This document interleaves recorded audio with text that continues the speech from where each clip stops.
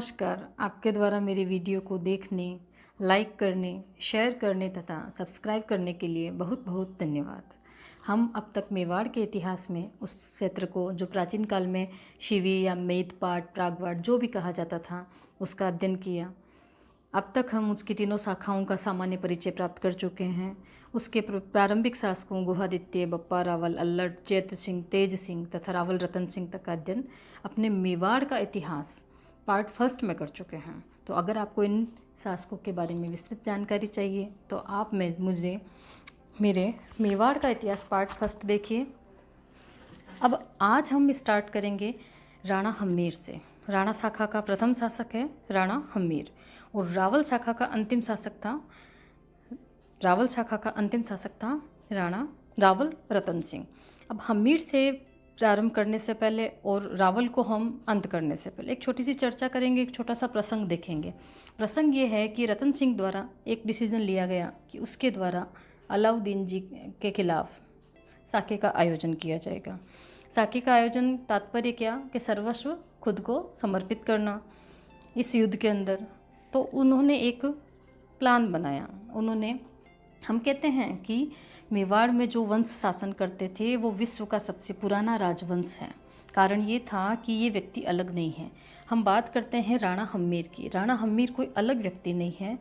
एक प्रसंग के अनुसार रावल रतन सिंह द्वारा राहप तथा माहप नामक अपने दो भाइयों को साके से जस्ट पहले किसी सुरक्षित स्थान पर भेज दिया और ये इस वचन के साथ में कि जब अलाउद्दीन खिलजी यहाँ से चला जाएगा तो वह इस क्षेत्र में आए तथा अपने इस राज्य की पुनर्स्थापना करें। और जब ये कहा जाता है राहप और माहप की जो संतानें थी वो यहाँ से जाकर के सिसोदा ग्राम में चली गई। किस ग्राम में स्टूडेंट्स? सिसोदा ग्राम में। और सिसोदा ग्राम में से लौट करके आने के कारण इन्हें हम सिसोदिया भी कहते हैं। क्या कहते हैं? सिसोदिया। तो राणा शाखा में हम सबसे पहले शासक देखेंगे राणा हम्मीर। राणा हम्मीर की बात करें, राणा हम्मीर जो थे वो सिसोदिया वंश के कह दो चाहे राणा शाखा के कह दो प्रथम शासक हैं। राणा हम्मीर राणा शाखा के प्रथम शासक हैं। इन्हें इतिहास में विषम घाटी पंचानन कहा जाता है। विषम घाटी पंचानन से तात्पर्य है विपरीत परिस्थिति में शेर के समान व्यवहार करने वाला। बहुत ही साहसी सभी शासक मेवाड़ के बहुत ही साहस वीरता इनमें कूट कूट के भरी हुई थी। उसी प्रकार राणा हम्मीर भी विषम घाटी पंचानन की चरितार्थ करते हैं, विशेषता रखते हैं। ये इस उपाधि को कुंभलगढ़ प्रशस्ति में लिखा गया है। कुंभलगढ़ प्रशस्ति जब हम मारणा कुंभ आएगा तब हम देखेंगे, कीर्ति स्तंभ पर लिखित है ये। कुंभलगढ़ प्रशस्ति के अनुसार राणा हम्मीर विषम घाटी पंचानन कहलाते थे। कल हम चर्चा कर चुके हैं कि हम्मीर इतिहास में दो हुए हैं। अब राणा हम्मीर को रसिक प्रिया, ये भी महाराणा कुंभा की एक रचना है। गीत गोविंद जयदेव की पुस्तक है, उस पर ये टीका है। इसके अंदर राणा हम्मीर को वीर राजा कहा गया है। राणा शाखा का दूसरा शासक आता है राणा लाखा। क्या आता है? लाखा। अब लाखा के काल में लाख लाख रुपए के काम हुए, जैसे चांदी की खान निकली थी। इतिहास में जियोग्राफी में एक प्रश्न बनता है कि जावर उदयपुर में चांदी की खान किस मेवाड़ के शासक के समय निकली थी? तो चांदी की खान कहाँ निकलती है? ये जावर उदयपुर में।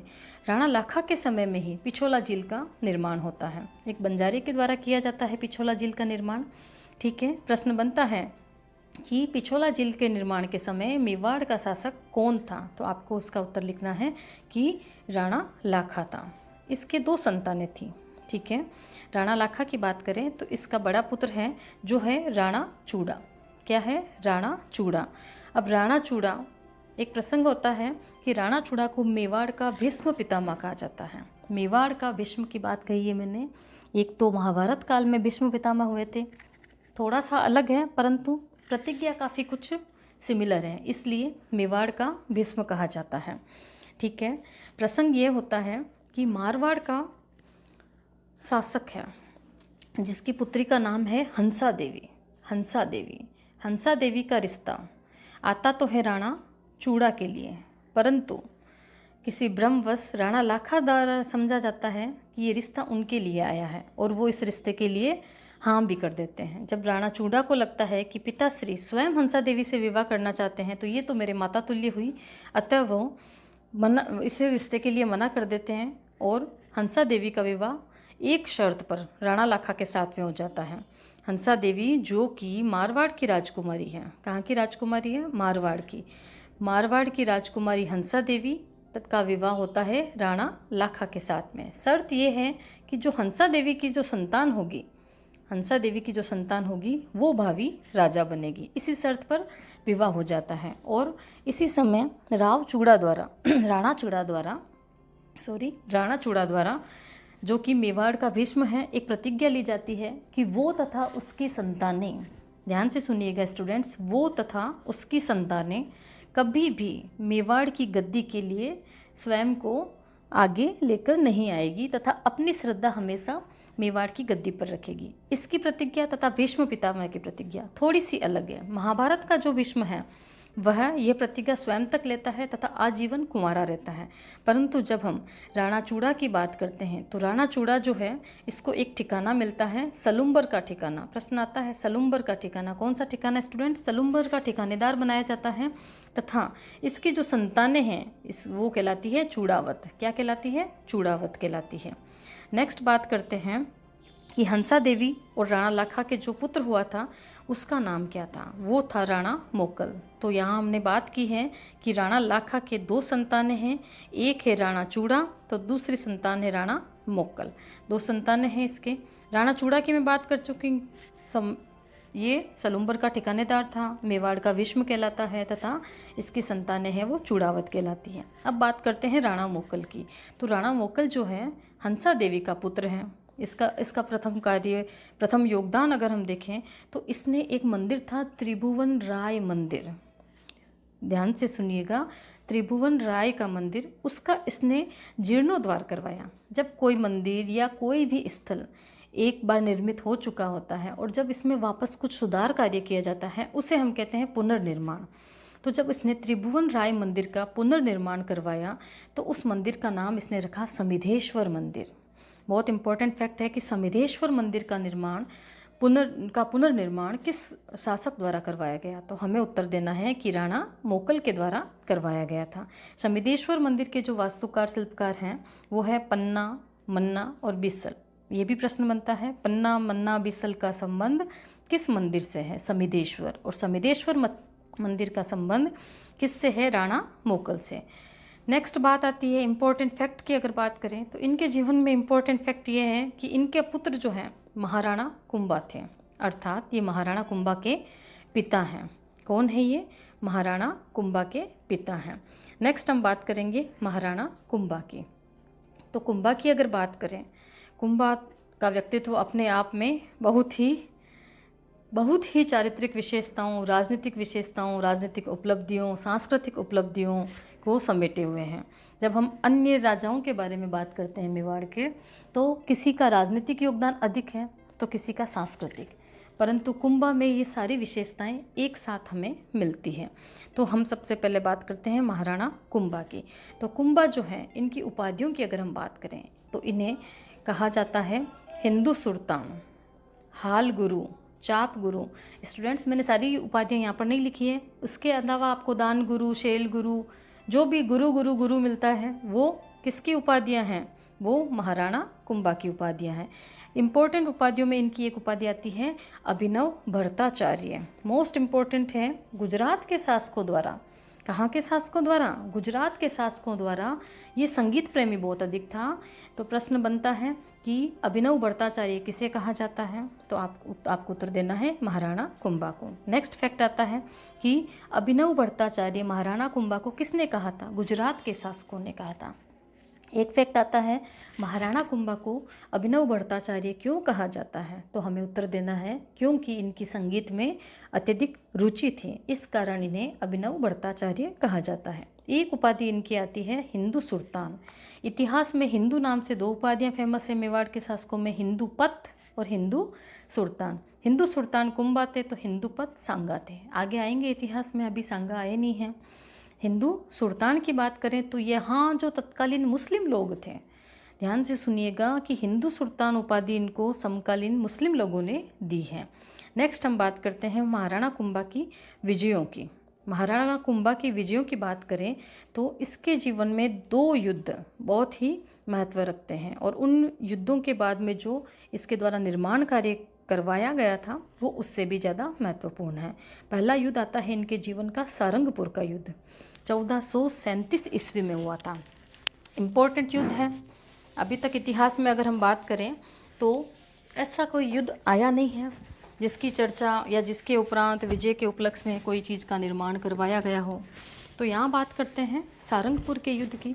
तो 1437 में सारंगपुर का युद्ध होता है। किसके मध्य हो रहा है और किसकी विजय हो रही है? तो सारंगपुर का युद्ध जो है वो मालवा के सुल्तान महमूद खिलजी से हो रहा है। इस युद्ध में महाराणा कुंभा है इनकी विजय होती है और इस विजय के उपलक्ष्य में इनके द्वारा विजय स्तंभ का निर्माण करवाया जाता है। विजय स्तंभ जिसे कीर्ति स्तंभ भी कहते हैं, मूर्तियों का शब्दकोश, भारतीय मूर्तिशाला, कई सारे इसके उपनाम हैं, विष्णु स्तंभ, गरुड़ स्तंभ, इसी को कहा जाता है।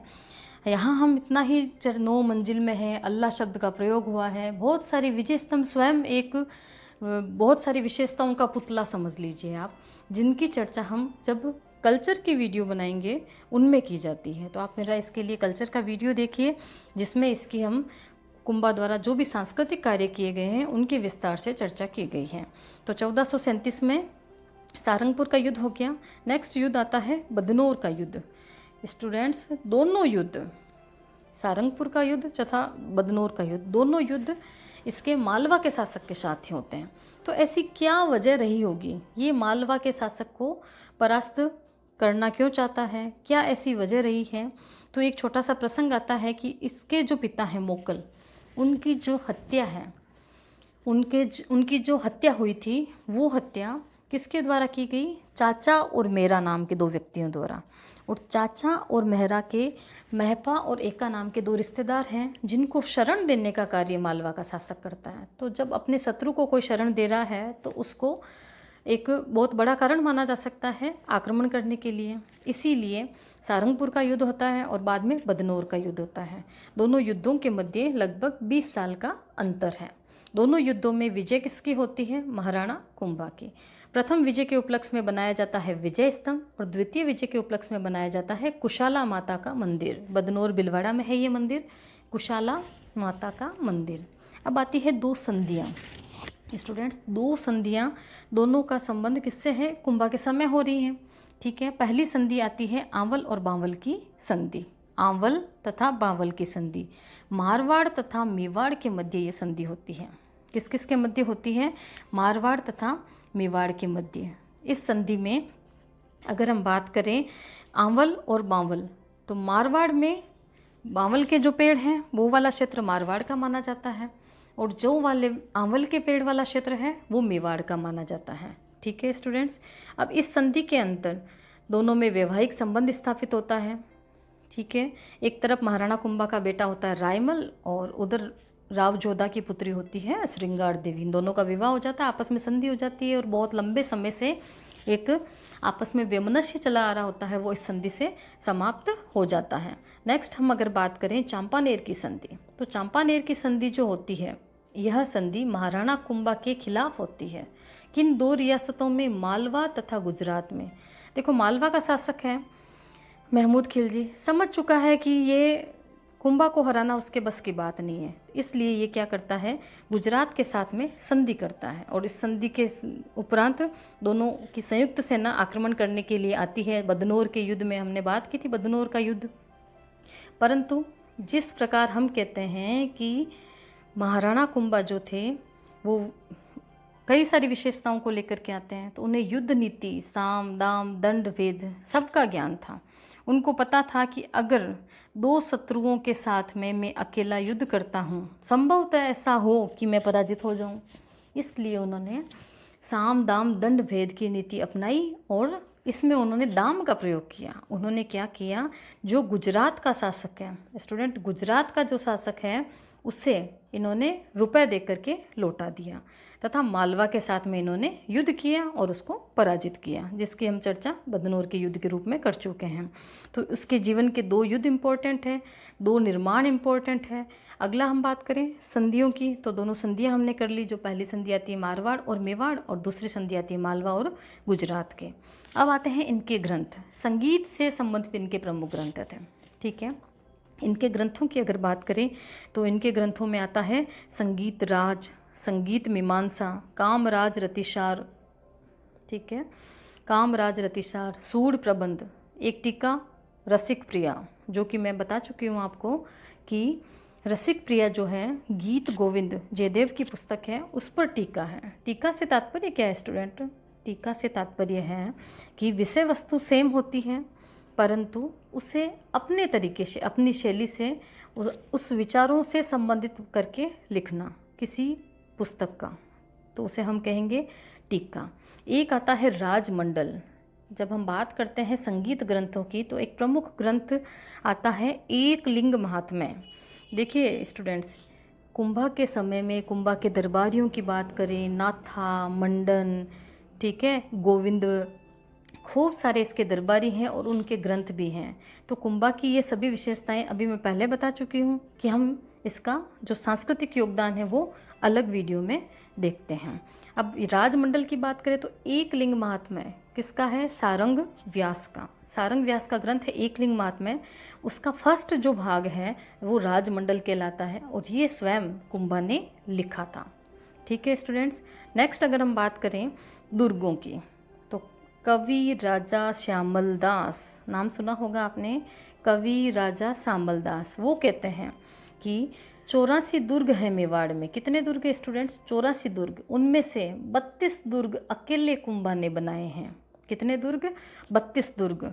कौन कहता है? कवि राजा श्यामल दास कहते हैं कि मेवाड़ के 84 दुर्गों में से अकेले कुंभा ने 32 दुर्ग बनाए हैं। इनके द्वारा बनाए गए प्रमुख दुर्ग में आते हैं कुंभलगढ़ का दुर्ग, बसंती दुर्ग, मचान दुर्ग, अचलगढ़ दुर्ग, उसके अलावा भोमट का दुर्ग, कई सारे दुर्ग आते हैं। 32 हैं तो ऑब्वियस है खूब सारे दुर्ग आते हैं।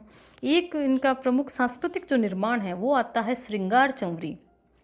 क्या आता है स्टूडेंट? श्रृंगार चंवरी। श्रृंगार चंवरी इनकी एक पुत्री थी रमाबाई, वो भी कहते हैं काफ़ी संगीत की ज्ञाता थी। तो रमाबाई को महाराणा कुंभा द्वारा एक उपाधि दी गई थी, वागीश्वरी। क्या उपाधि दी गई थी?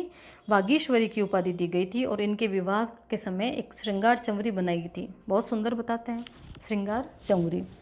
आगे बात करें कुंभा की, तो कुंभा की मृत्यु कैसे हुई? कुंभा की मृत्यु नहीं हुई थी स्टूडेंट्स, कुंभा की हत्या हुई थी और करने वाला कोई दूसरा नहीं, पितृहंता स्वयं राजकुमार उदा थे। कौन थे? इनके पुत्र थे ये राजकुमार उदा। इन्होंने महाराणा कुंभा की हत्या कर दी। ठीक है, कहा जाता है कालांतर में कुछ ही समय पश्चात ये जो राजकुमार उदा है इनकी भी मृत्यु कटारगढ़ दुर्ग के पास में टहल रहे थे और बिजली गिर गई और बिजली गिरने से इनकी मृत्यु हो गई। तो ये महाराणा कुंभा का योगदान माना जाता है, जिसका अगर अपन देखें तो राजनीतिक योगदान है, अगर अपन देखें तो इनका सांस्कृतिक योगदान है, जिसमें हम दुर्ग भी देखते हैं, इनके प्रमुख ग्रंथ भी देखते हैं, इनका जो निर्माण कार्य करवाया गया, विजय स्तंभ, कुशाला माता मंदिर या फिर श्रृंगार चंवरी, या प्रमुख जो दुर्ग आते हैं कुंभलगढ़ दुर्ग। कहा जाता है कुंभलगढ़ दुर्ग की दीवार तो इतनी मतलब राजस्थान की सबसे लंबी दीवार मानी जाती है। नेक्स्ट हम देखेंगे महाराणा कुंभा के कितनी संतानें थी? 2। एक था राजकुमार उदा, तो दूसरे थे रायमल। रायमल पर मैंने स्टूडेंट्स चर्चा की है। मैंने अभी आंवल और बांवल की संधि के तहत मैंने बताया था मारवाड़ तथा मेवाड़ के मध्य आपस में वैमनस्यता को समाप्त करने के लिए वैवाहिक संबंध स्थापित हुआ, जिसमें मैंने आपको बताया मारवाड़ के राव जोधा की पुत्री श्रृंगार देवी और महाराणा कुंभा के पुत्र रायमल, कौन? रायमल, इनके दोनों का विवाह हुआ था। ठीक है स्टूडेंट्स, अब रायमल की बात करें तो इनकी 3 संतानें थी। कितनी संतानें थी? 3।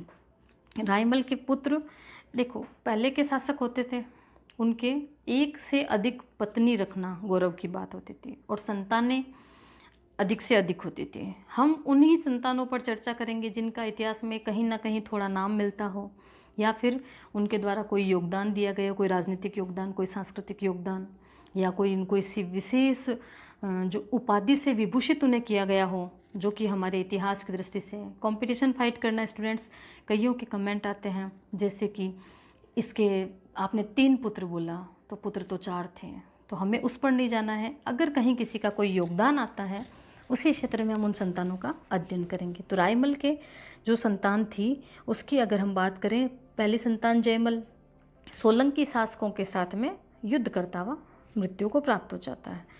पृथ्वीराज की बात करें तो पृथ्वीराज जो है, ये इसकी कई सारी इंपॉर्टेंट बातें हैं। मोस्ट इम्पॉर्टेंट बात इसकी ये है कि जो पृथ्वीराज है वो तारागढ़ दुर्ग का पुनर्निर्माण करवाता है, तारागढ़ दुर्ग बनवाता है। अब ये तारागढ़ दुर्ग कौन सा है, कहाँ स्थित है? तो तारागढ़ भी दुर्ग जो है वो भी इतिहास में 2 हुए हैं, एक बूंदी के अंदर है और एक अजमेर के अंदर है। तो जो जो 2 चीज़ें बन रही है स्टूडेंट्स, एक दिन में इन सभी का वीडियो एक साथ ही अपलोड कर दूंगी ताकि आपको कन्फ्यूजन नहीं हो। यहाँ पर जब मैं जिस तारागढ़ दुर्ग की बात कर रही हूँ वो तारागढ़ दुर्ग अजमेर वाला है। इसका प्राचीन नाम है अजय मेरू दुर्ग। कहा जाता है पृथ्वीराज, जिसकी पत्नी का नाम तारा देवी था। अब पहले के शासक थे, राजकुमार थे, अपनी पत्नियों को खुश करने के लिए, प्रसन्न रखने के लिए उनके नाम पर दुर्ग बनवा देते थे। अभी हमने किया था महाराणा कुंभा, आता है कुंभलगढ़ दुर्ग। प्रसंग है, क्यों बनवाया, क्या उद्देश्य था? कोई सामरिक उद्देश्य था? नहीं, अपनी पत्नी कुंभन देवी की याद में उन्होंने कुंभलगढ़ दुर्ग बनवाया। तो वही सेम थिंग है, पृथ्वीराज द्वारा तारागढ़ दुर्ग अपनी पत्नी के लिए बनाया था। अजय मेरू दुर्ग का ही नाम रखा गया तारागढ़ दुर्ग। दूसरी बात आती है कि पृथ्वीराज की मृत्यु भी कहा जाता है इनके बहनों ने इनको जहर दे दिया था, ठीक है, इस कारण इनकी मृत्यु हो गई। और कुंभलगढ़ तक पहुँचे थे ये, और कुंभलगढ़ में ही इनकी छतरी बनी हुई है। और ये छतरी कितने खंभों की है? तो ये छतरी जो है 12 खंभों की छतरी है। प्रश्न बनता है 12 खंभों की छतरी किसकी है? तो पृथ्वीराज की। दूसरा प्रश्न बनता है कि 12 खंभों की छतरी कहाँ पर स्थित है? तो हम कहेंगे कुंभलगढ़ में स्थित है, ठीक है। सारा वीडियो आपको ध्यान से 1 से 2 बार सुनना है, क्योंकि सभी चीज़ें लिखी नहीं जा सकती। जो मैं बोलती हूँ उस पर आपको विशेष ध्यान रखना है। नेक्स्ट हम बात करते हैं, उड़ना शब्द लिखा है मैंने। इतिहास में अगर हम बात करें पृथ्वीराज की, पृथ्वीराज वो भी इतिहास में 3 हुए हैं। एक ये जो बात मैं कर रही हूँ, रायमल का जो पुत्र है, ठीक है, मेवाड़ का जो शासक है पृथ्वीराज, ये है उड़ना पृथ्वीराज। कहा जाता है बहुत अच्छा धावक था। ये इतना तेज दौड़ता था कि ये पैदल दौड़ा या ये घोड़े पर सवार था। जब ये कहा जाता है घोड़े पर सवार होकर के जाता तो आँखों के सामने से धूमिल हो जाता, पता ही नहीं चलता। इसलिए कि कौन सा पृथ्वीराज, कि वो उड़ता हुआ चलता है। धीरे धीरे इसका नाम हो गया उड़ना पृथ्वीराज। एक पृथ्वीराज आता है पृथ्वीराज चौहान, जो तराइन का युद्ध होता है मोहम्मद गोरी के साथ में, पृथ्वीराज चौहान, जिसे पृथ्वीराज तृतीय भी कहते हैं। तो 2 पृथ्वीराज हमने किए। तीसरा पृथ्वीराज आता है हमारे जो बीकानेर रियासत हैं उनमें हम बात करते हैं कल्याणमल, उनके पुत्र होते हैं, ठीक है। कल्याणमल के पुत्र होते हैं 2, राय सिंह तथा पृथ्वीराज राठौड़। बात करते हैं हम, सभी रियासतों में आती है। तो 3 पृथ्वीराज यहाँ आपको मैंने बताए हैं, ये है उड़ना पृथ्वीराज। अब रायमल की तीसरी संतान की अगर हम बात करें, रायमल की जो तीसरी संतान है वो है संग्राम सिंह। तो हमारे नेक्स्ट शासक हैं वो भी कौन बनेंगे? संग्राम सिंह बनेंगे, ठीक है। संग्राम सिंह इतिहास में जैसे पृथ्वीराज उड़ना पृथ्वीराज के नाम से प्रसिद्ध है, उसी तरीके से संग्राम सिंह की अगर मैं बात करूं तो संग्राम सिंह जो है महाराणा सांगा के नाम से प्रसिद्ध है। किस नाम से? महाराणा सांगा के नाम से। अब अगला हमारा जो शासक है मेवाड़ का वो होता है महाराणा संग्राम सिंह या फिर महाराणा सांगा। इनकी जो राजनीतिक विजय है बहुत ही उम्दा, अगर हम इनका अध्ययन करें तो हम कहेंगे कि यह जो है सांगा के नाम से फेमस है। उपाधि की चर्चा हम कर चुके हैं, हिंदू सुल्तान आए तो महाराणा कुंभा, परंतु हिंदू पत आए तो महाराणा सांगा। एक आते हैं कर्नल जेम्स टोड। कौन थे? घोड़े वाले बाबा कर्नल जेम्स टोड, राजस्थान के इतिहास के जनक। उन्होंने इसे कहा है, महाराणा सांगा को, सैनिकों का भग्नावशेष। क्या कहा है? सैनिकों का भग्नावशेष। अब बात आती है संग्राम सिंह की। तो 1509 में शासक बने। अब इसको शासक बनाने से पहले इनका जो बचपन बीता है, मैं उस पर एक थोड़ी सी चर्चा करना चाहूँगी, एक प्रसंग सुनाना चाहूँगी कि क्या प्रसंग था, क्यों संग्राम सिंह यहाँ से एक बार चले गए थे, क्यों उनके पिताजी को जब पृथ्वीराज की मृत्यु हो गई, ठीक है, हम कहते हैं कि पृथ्वीराज मारा गया, पृथ्वीराज की मृत्यु होने पर उनके पिता को उनकी खोज करवानी पड़ी, क्या ऐसा प्रसंग हुआ। तो कहा जाता है कि बचपन में छोटे भाई थे ये जयमल, पृथ्वीराज, संग्राम सिंह, राम सिंह भी एक नाम मिलता है हमें। तो ये सभी, हाँ, एक बार किसी ज्योतिषी को, कहा जाता है देवल गांव की एक चारनी थी या फिर किसी ज्योतिषी ने इन सबको खेलते हुए देखा और देख करके कहा कि मैं तुम्हें बता सकता हूँ कि तुम में से शासक कौन बनेगा। तो इन राजकुमारों का एक, देखें हम देखते हैं उदा ने हत्या ही कर दी अपने पिता की, तो राजकुमारों का एक ये फेवरेट चीज़ होती थी कि शासक कौन बने, ठीक है। तो सभी पूछने लग गए, हाँ जी बताइए, हाँ जी बताइए। तो उन्होंने बताया संग्राम सिंह की तरफ इशारा करके कि यह जो बच्चा है ये बड़ा होकर के मेवाड़ का शासक बनेगा, कि इसके चेहरे पर इतना तेज है कि ये राजा बनेगा। अब ज्येष्ठता का नियम अगर हम देखें कि कोई भी राजा, संतानें तो बहुत होती थी परंतु शासक कौन किसको बनाता था, अपना उत्तराधिकारी किसे बनाता था, जो ज्येष्ठ होता था। ज्येष्ठ से तात्पर्य जो बड़ा होता था। तो ज्येष्ठता के आधार पर पृथ्वीराज उनकी सबसे बड़ी संतान थी, ठीक है। ये बात सुनते ही चारनी की कि संग्राम सिंह शासक बनेंगे, पृथ्वीराज ने, कहा जाता है, हाथों हाथ तलवार निकाली और उन पर वार कर दिया। अब इसी तरीके से बचपन में 2 से 3 बार ये घटनाएं होती है जब महाराणा सांगा को लगता है कि नहीं, अगर मैं यहाँ रहा, ठीक है, कहा जाता है बीच बचाव करके कोई ना कोई आ जाता और इनको बचाव करके बचा लेता सांगा को। पर सांगा ने ये भांप लिया था कि अगर मैं यहाँ पर रुका तो एक दिन ऐसा आएगा कि पृथ्वीराज मुझे मार ही देगा, ठीक है। इसलिए कहा जाता है कि सांगा उस स्थान को, अपने मेवाड़ रियासत को छोड़ करके चले गए। कहा जाता है इनके द्वारा जो जिस स्थान पर ये गए थे वो पहला गांव जो था वो था सारिंद्री गांव। इसके बाद में ये चले जाते हैं करमचंद पंवार, अजमेर में चले जाते हैं, ठीक है। अब पृथ्वीराज की, मैंने आपको बताया, कोई भी कारण रहा हो, लड्डू में जहर था या जो भी रीजन रहा हो, मृत्यु हो चुकी है। रायमल के सामने, जयमल मैं पहले ही कह चुकी हूँ कि जो अपनी सोलंकी शासकों के साथ में युद्ध करता हुआ मारा गया था। पृथ्वीराज भी मर गया। अब सामने ऑप्शन क्या, ऑप्शन कुछ नहीं, क्योंकि संग्राम सिंह तो पहले ही इसको छोड़ करके जा चुके हैं। तो कहा जाता है रायमल ने इसकी खोज करवाई, ठीक है। फिर कहा जाता है एक रावत था करमचंद पंवार अजमेर के अंदर, उनकी शरण में ये गया हुआ था और वहाँ उनको ये सांगा मिल गया।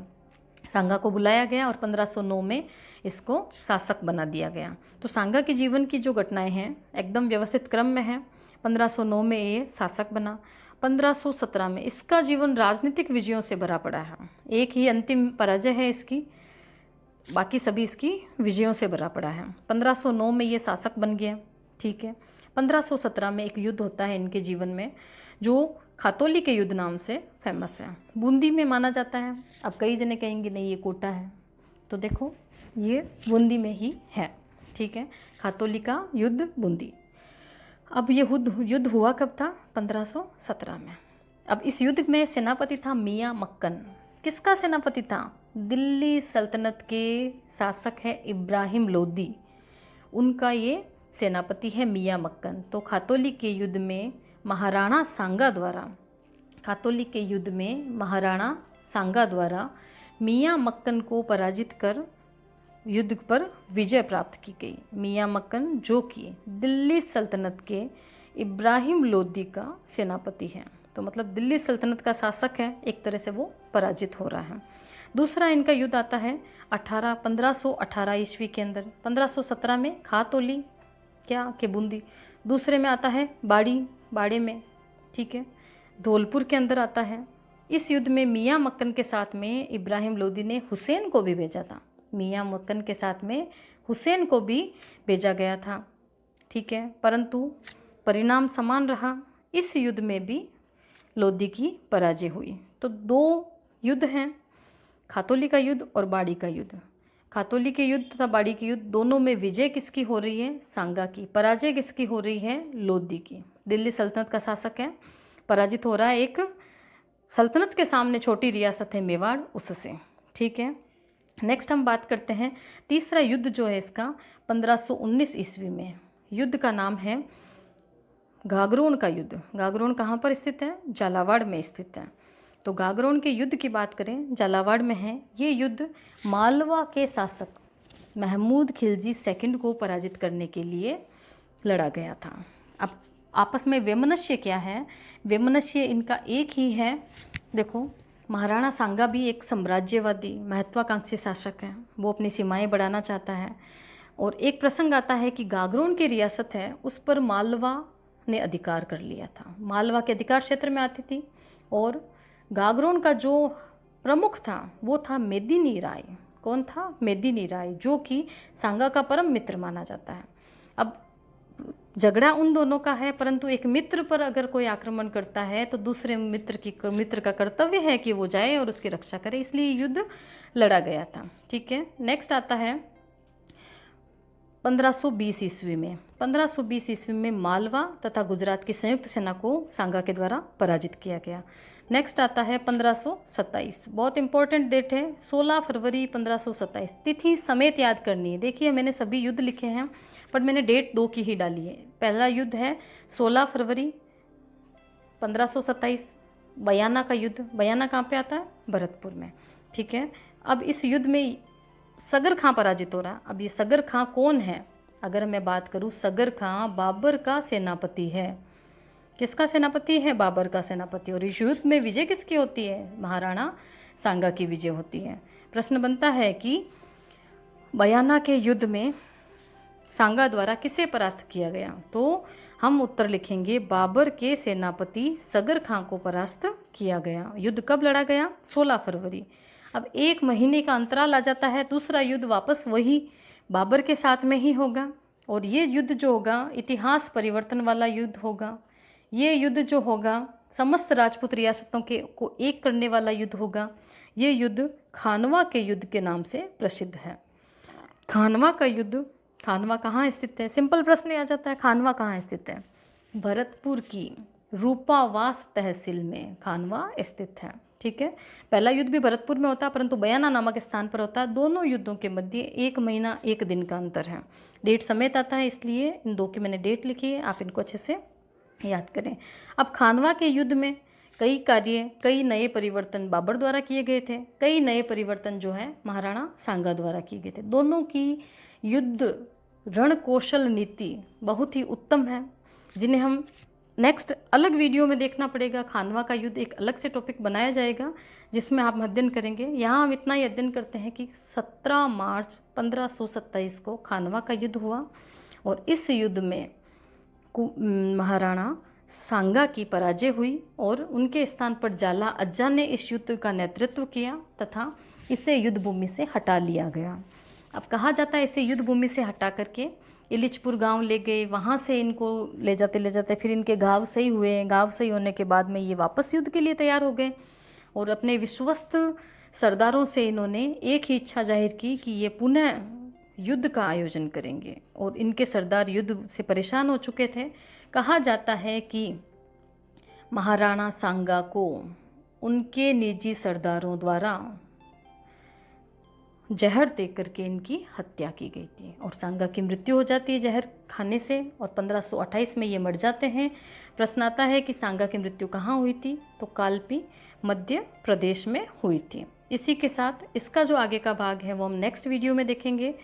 Thank you.